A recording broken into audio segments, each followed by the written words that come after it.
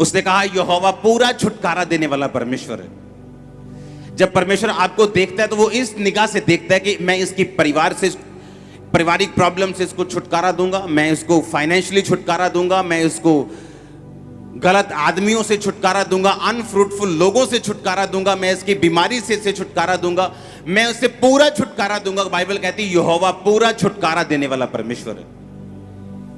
बहुत से अमीर लोग हैं, बहुत से अमीर सेलिब्रिटीज हैं, उनके पास पैसा है पर छुटकारा नहीं।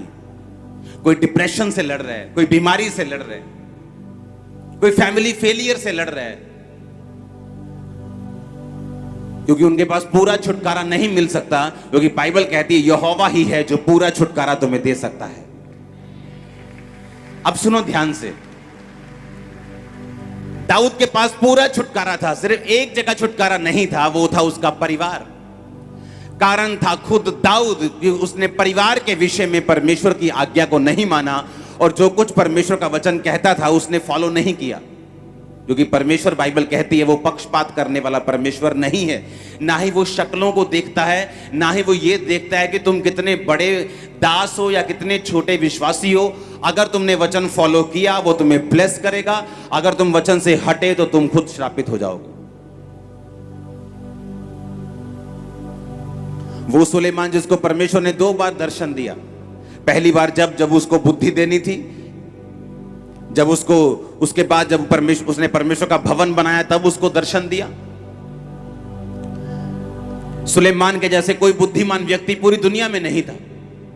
दूर दूर से लोग उसको देखते, उसको उसके कपड़े, उसके खाने, उसके पहनने, उसके जो लोगों के साथ मिलने का सिस्टम था, जो उसके कर्मचारी थे, वो उनको देखने के लिए दूर दूर से आते थे। और बाइबल कहती है ऐसी धरती पे कोई चीज नहीं थी, आसमान पे कोई चीज नहीं थी जिसका जिक्र सुलेमान ने नहीं किया हो।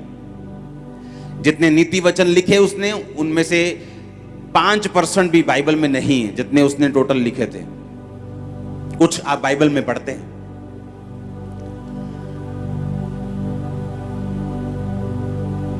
आपके लिए छुटकारा जरूरी है, हां या ना?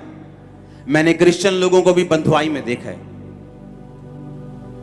ये टेस्टिमनी जो देखे गए, ये कौन थे? ये क्रिश्चियन थे। कौन क्रिश्चियन? या लंबे समय से क्रिश्चियन, लेकिन बंधे हुए शैतान के हाथ में। जैसे बेबी होते हैं मर जाता है, जैसे बेबी हुआ सपना आता है, एक शैतान फ्रूट छीन रहा होता है, और जब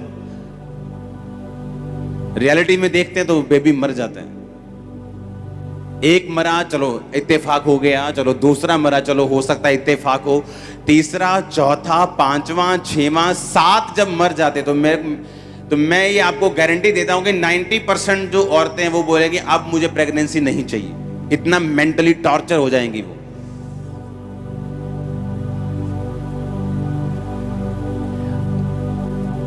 ये 7 हफ्ते में आपको छुटकारे का वचन दे रहा हूं, इसे ध्यान से सुनना। एक छुटकारा पास्टर को भी चाहिए अनफ्रूटफुल लोगों से अगले लेवल पे जाने के लिए। छुटकारा बंधनों से कि उसके पास ऐसे कांटेक्ट नहीं है जो रियली फ्रूटफुल हो। फाइनेंशियल छुटकारा कि हर टाइम एक ही लेवल पे आप रहते हैं।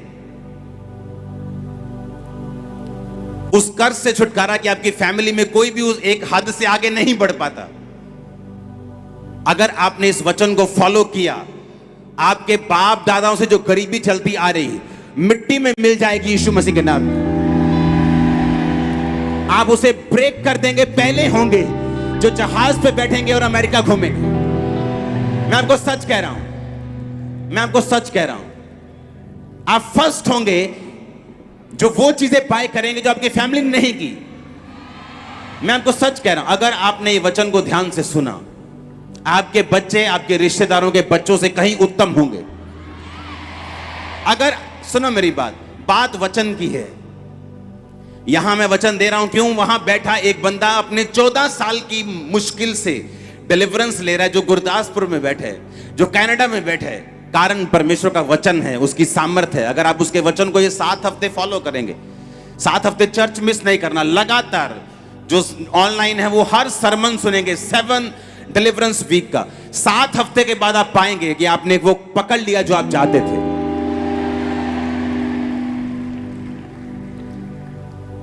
हर वो जादू, वो टोना, वो बंधन जो आपके पीछे पड़ा रहा है सालों से, ये 7 हफ्ते के बाद शर्मिंदा होगा आपकी लाइफ से।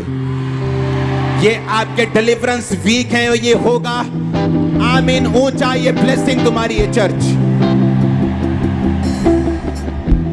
तुम धीरे धीरे अपनी मिनिस्ट्री को नहीं बनाओगे, तुम फास्ट बनाओगे अभी से यीशु के नाम में। तुम धीरे धीरे अपने घर को नहीं बनाओगे, तुम जल्दी से बनाओगे यीशु मसीह के नाम में। हालेलुया। इस डिलीवरेंस के वचन को अंदर समा लेना। पहले हफ्ते का वचन क्या था, दूसरे हफ्ते का क्या था, संडे का शाम का क्या था, थर्सडे क्या था, उसे लिखना। लिखे बिना इस वचन को नहीं जाना। मैंने अपनी लाइफ में नोटिस किया है, जिनकी जिंदगी में परमेश्वर यहोवा के अलावा दूसरा परमेश्वर है, वो कभी भी डिलीवरेंस, पूरा छुटकारा हासिल नहीं करते अपनी लाइफ में।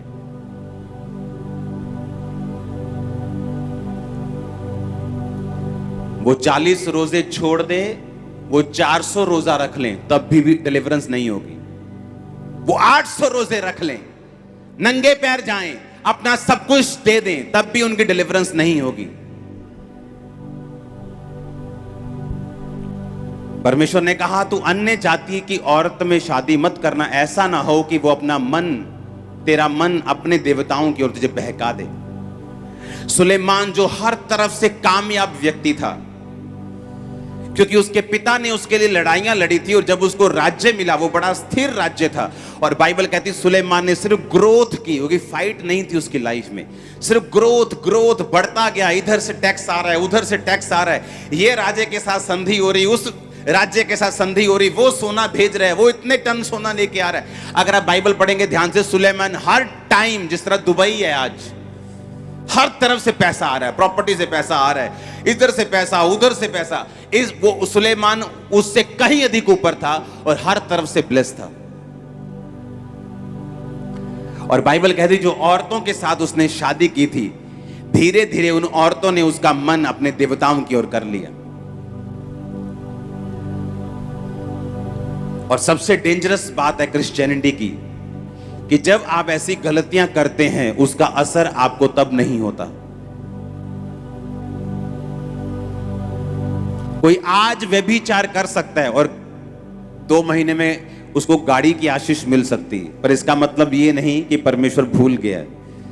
कुछ कंपनीज तनख्वाह साल बाद देती हैं, कुछ पाप का असर सेम डे होता है, कुछ पाप का असर 6 महीने में होता है, कुछ पाप का असर साल में होता है, कुछ पाप का असर 10 साल में होता है।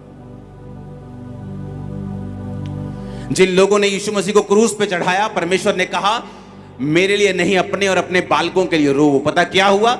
यीशु मसीह के क्रूस पे चढ़ने के कुछ साल बाद उस जगह पे अटैक किया गया, परमेश्वर का भवन तोड़ दिया गया, उन सब लोगों को बंधु बना लिया गया था। वो क्रूस पे चढ़ाने का असर एकदम से उनको सजा नहीं मिली, उनके बच्चों तक ने वो सजा भोगी, क्योंकि कुछ पापों का असर एकदम से नहीं होता। और इसलिए यूथ जो है वो मिसअंडरस्टैंड कर लेता है इस चीज को, कि मेरी तो बॉयफ्रेंड को परमेश्वर ने अलाउ कर दिया, देखो मेरा बॉयफ्रेंड है, गर्लफ्रेंड है, ये देखो खुदा ने मुझे ब्लेसिंग दी है, मेरी जॉब में प्रमोशन हो गई।